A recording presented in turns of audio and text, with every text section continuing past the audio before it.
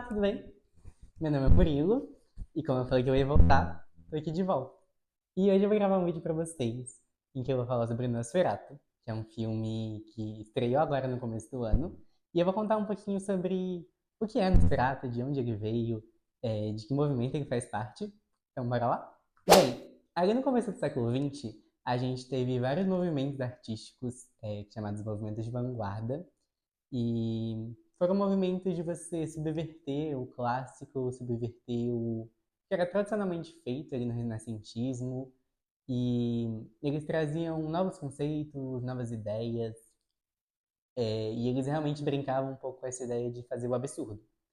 E dentro desses movimentos a gente tem o expressionismo, que é um movimento que surgiu ali na Alemanha, e ele é marcado por ser um movimento que foca no exagerado. Ele foca no excesso, ele foca no imaginativo, então ele tem muitas coisas absurdas.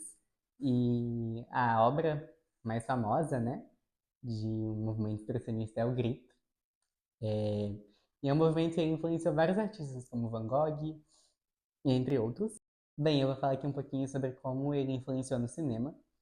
E só para dar uma contextualizada, né, de onde surgiu, a gente tinha ali uma Alemanha no final da Primeira Guerra Mundial, que era uma Alemanha completamente destruída e uma Alemanha isolada culturalmente. E então a gente tinha muito esse peso da culpa sobre a Alemanha. Então os europeus, os outros países da Europa, colocaram muito essa culpa sobre a guerra e sobre a destruição na Alemanha. Então a gente tinha um nacionalismo muito enfraquecido. Os alemães eles estavam passando por diversos problemas específicos, por questões financeiras, questões de o país deles estar completamente destruído. Inclusive alguns estudos mostram que foi daí que surgiu o nazismo, né? E como é que isso se aplica na arte, né? Como é que se influencia na arte?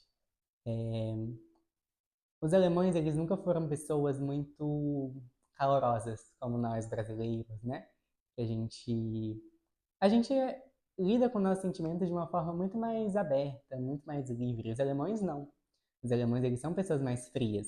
E isso depois da guerra, que é um momento de terror, um momento de muito caos, se tornou ainda pior. E aí eles usaram a arte para poderem expressar a subjetividade, expressar o que eles estavam sentindo, os horrores que eles estavam sentindo. E a gente tem daí surgindo o movimento do expressionismo. Bem, no cinema ele era usado como um escapismo. Bem, aí a gente tem no expressionismo essa questão de você poder sonhar, de você poder filmar os seus sonhos. Ou, no caso do expressionismo, seus pesadelos. Porque o expressionismo ele é marcado por obras que elas vão brincar um pouco com o terror. Inclusive é daí que vem o terror no cinema, né? Foram esses filmes do expressionismo, foram as primeiras obras de filmes de horror, filmes de terror. Então a gente vai ter personagens que são monstros, e a gente vai ter muitas referências a obras literárias, né? Então a gente vai ter referência a Médico e Monstro, Frankenstein e Drácula, que é onde a gente quer, de fato, chegar aqui nesse vídeo, né? Já já vocês vão entender por quê. E as características do expressionismo são essas, são você subverter tudo aquilo que é tradicional. Então, os cenários do expressionismo, eles não podiam ser cenários simples. Então, eles tinham que pintar os cenários à mão, né? Que é uma coisa que acontece muito no teatro, que é uma das fontes de inspiração, né? Para os autores, para os diretores do expressionismo. E eles tinham que pintar à mão aquelas árvores, porque não podia ser pintar uma árvore qualquer. Você tinha que pintar uma árvore que ia ter um formato estranho, um formato diferente. E eles vão brincar muito com a câmera também. Apesar de a gente ter uma característica de ser muito plano aberto, exatamente porque remetia a esse teatro filmado, eles vão fazer muitas brincadeiras com plongé, com contra-plongé. Você tem muito olho de peixe, que é um estilo de filmar, que a câmera fica bem aqui, você vê só o redondo, que a gente vê muito nos filmes do Yorgos Lanthimos, então a gente tem a favorita e Pobres Criaturas. E os temas do expressionismo, eles vão trazer esses temas realmente de criaturas monstruosas.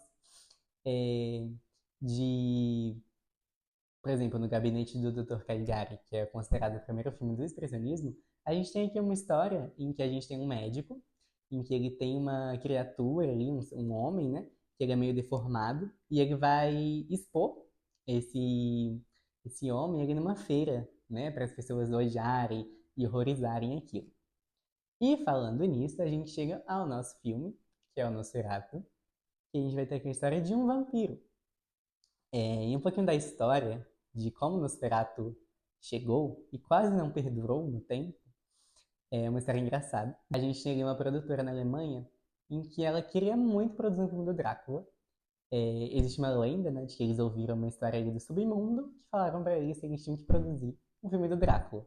Bem, e Drácula foi um livro escrito pelo Bram Stoker, que é um escritor irlandês, que ali no começo dos anos 20, quando eles iriam produzir esse filme do Nosferatu, que na verdade era para se chamar Drácula, ele já tinha falecido e os direitos tinham ficado para a viúva do Bram Stoker.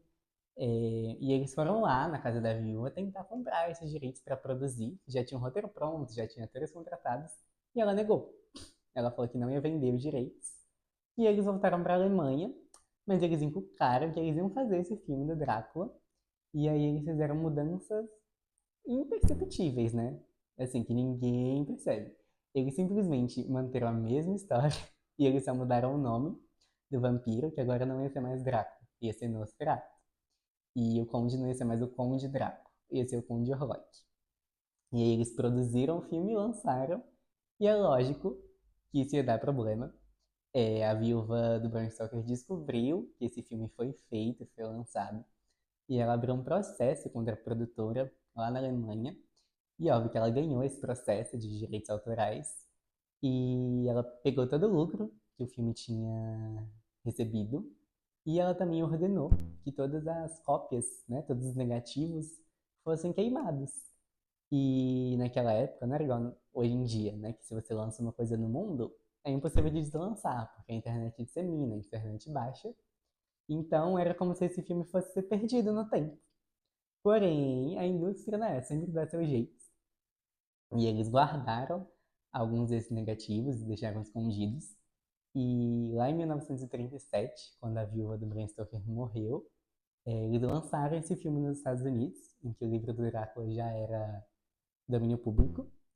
E se tornou um sucesso, né? Se tornou um clássico obrigatório, que até hoje é referenciado por diretores como Tim Burton, Guillermo del Toro e Robert Eggers, que é quem dirigiu o nosso filme de 2025. Robert Eggers é um diretor que vocês provavelmente vão conhecer de filmes como A Bruxa e O Farol, que já são filmes que pegam um pouco mais essa essência do terror experimentalista. A Bruxa tem a pegada mais do terror mesmo, o Farol é um terror mais psicológico, mas que ele vai pegar muito dessa estética do preto e branco, de uma fotografia bem mais escura, com planos meio subversivos, e ele traz isso para Nosferatu. Bem, e o que que fala essa história, né? O que que é Nosferatu? É, a gente começa o filme acompanhando a história do Thomas, que é um corretor de imóveis, que é interpretado pelo Nicholas Hoult, aqui no filme de 2025, que você vai conhecer de filmes como a franquia X-Men, né? Que acho que foi a franquia mais famosa que ele já fez. E ele é um corretor de imóveis que acabou de casar. Ele tá ali na lua de mel com a esposa dele, que é a Ellen, que foi interpretada pela Liz Rose Depp. E a Ellen, ela é uma mulher que ela tinha muitos problemas psíquicos e muitos distúrbios do sono. E a gente vai entendendo depois de onde vêm esses distúrbios, que eu não vou falar aqui para não dar spoiler do filme. E eles estavam vivendo ali uma vida tranquila, e aí o Thomas ele recebe uma proposta do chefe dele de vender uma casa. Na verdade, o chefe dele já vendeu a casa para um conde, e só que ele precisa que alguém vá levar os papéis para o conde assinar, porque é um conde muito doente, que não consegue sair de casa. E aí ele fala que tem que ser naquela noite, que ele tem que levar, porque ele quer mudar o mais rápido possível pro bairro ali, né, da Alemanha. E aí o Thomas vai para essa viagem até a Transilvânia e encontra esse conde, que lógico é o Nosferatu, né? É aquela história do vampiro. E daqui a gente vai ter esse desenrolamento da história. E é um filme que a gente tem que ele homenageia muito a estética do expressionismo alemão. Ele, óbvio, ele cria coisas novas, ele traz uma identidade própria, uma identidade do Robert Eggers, mas ele tá muito nessa questão de homenagear esse movimento. Então, os cenários, eles vão ser muito parecidos com aqueles cenários que eu contei para vocês, que eram pintados à mão, né? Então, aqui o plano quando ele vai filmar os planos, ele brinca muito com plongé, com contra-plongé, igual nos filmes, né, do expressionismo alemão. E como o Nosferatu de 2005 é um filme colorido, ele também vai usar isso para criar um experimentalismo, né? Então a gente tem muito aqui um mix entre o preto e o branco, o sépia e o colorido. E a cena que é a cena mais colorida, o filme ele tem uma fotografia muito escura, e a cena que a gente tem mais colorida é ali no final, que a gente chama a cena de amanhecer, que termina linda, é quase uma obra renascentista aquilo ali, a forma que a câmera vai se distanciando e você vai vendo, né? Eu não vou falar o que acontece, mas é muito bonita aquela cena. Bem, falando um pouco aqui da atuação do filme, pra mim o destaque foi a Lily Rose Depp, que ela fez aquela cena horrorosa do The Weeknd, né? The Idol. Mas aqui ela tá completamente diferente e ela consegue traduzir muito bem os surtos psíquicos daquela personagem, né? É uma personagem que ela muda muito de humor e a gente vai entendendo ao longo do filme por quê. E ela, pra mim ela arrasa. A caracterização dela tá muito boa, a maquiagem dela tá muito boa. A gente tem também o Nicholas Hoult, né, que eu falei mais cedo, que é um personagem bem sensual, né? Então o Nicholas Hoult ele não tem muito pra onde explorar. Mas o Nicholas Hoult gosta de interpretar um personagem meio sensual, né? O Fera já é bem sensual. Então ele tá bem aqui fazendo. E pra mim, um desperdício de atriz nesse filme é a Emma Corrin, que é maravilhosa. Ela interpreta a princesa Diana em The Crown. E aqui ela faz uma personagem um pouco chata, né? Uma personagem que, assim, ninguém se importa. E eu acho que a atriz podia ter tido um destaque maior dentro do filme. Bem, pra mim um destaque muito positivo foi a atuação do Jean Defoe, que ele tá se divertindo muito, ele faz um personagem muito divertido, né? O Jean Defoe ele se tornou especialista em interpretar esses professores metidos a cientista maluco. Então ele faz um personagem que é muito parecido do que ele fez lá em Pobres Criaturas. Só que é um personagem que é mais leve, então ele tá se divertindo e ele tá maravilhoso. Bem, agora um ponto que eu não gostei tanto do filme, que talvez fosse um dos pontos mais importantes, né? Foi o próprio Nosferatu. Eu não gostei muito da estética que eles trouxeram aqui para o personagem, que eles puxaram muito para um realismo grotesco. Eles usaram uma maquiagem ali meio grotesca, que para mim me desprendeu um pouco do personagem original. Que ele é um personagem, apesar dele ser assustador e sombrio, ele é um personagem caricato, e é um personagem que você consegue gostar dele, você consegue criar um tipo de conexão. E aqui eles fazem isso, esse personagem grotesco, ele quase não aparece, né? Ele tá sempre atrás de uma fotografia escura, de um plano escuro. E no momento que eles vão tentar dar uma humanizada nesse personagem, vai puxando um pouco pro melodrama e, sei lá, não gostei muito não. Bem, assim, o Bill Skarsgård, que é quem interpreta o personagem, ele consegue ser muito consistente nessa pegada mais sombria, nessa pegada mais realista que o filme pede, né? Só que, sei lá, gente, eu não gostei muito não. Pra mim, eu fiquei um pouco desconectado ali do personagem. Eu senti um pouco falta do caricato, sabe? Que pra mim pedia. E, óbvio, assim, as cenas assustadoras, né? As cenas mais de horror do filme, o personagem tá muito bom. Que realmente as cenas em que ele aparece só a sombra dele. E o jogo que a fotografia faz, mas os momentos em que ele tá mais em enfoque, pra mim eu fiquei um pouco desconectado. Outro ponto negativo, assim, pra mim do filme foi que ele é muito longo e ele perde muito ritmo ali no segundo ato. Então você tem umas tramas paralelas que eu fiquei assim, sabe, passa logo. Umas tramas meio chatas, assim, e você queria ver logo o que ia acontecer e ficava ali aquela encheção de linguiça, que pra mim me desviou também um pouco. Bem, mas no geral eu gostei bastante do filme, ele é um filme com uma fotografia muito bonita, é, eu gostei muito da estética, essa estética meio gótica. O design de produção do filme também é muito bom. Essa reconstrução dessa Alemanha ali do começo do século XIX. É, e ele tem atuações muito boas, como eu falei. Gostei muito da Lily Rose Depp, gostei muito do Jean Defoe. E ele é um bom terror. Ele é um bom filme de terror. Apesar de não ser aquele filme cheio de jumpscare, ele consegue ser um bom filme de monstro, né?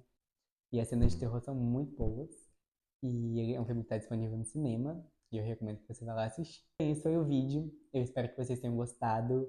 Que vocês tenham aprendido alguma coisa aqui sobre o expressionismo alemão. E eu espero voltar em breve fazendo outro vídeo sobre cinema. Se você gostou, deixa um like aqui no vídeo. Se inscreve e comenta o que vocês acharam. Se vocês assistiram Nosferatu, o que vocês acharam. E é isso.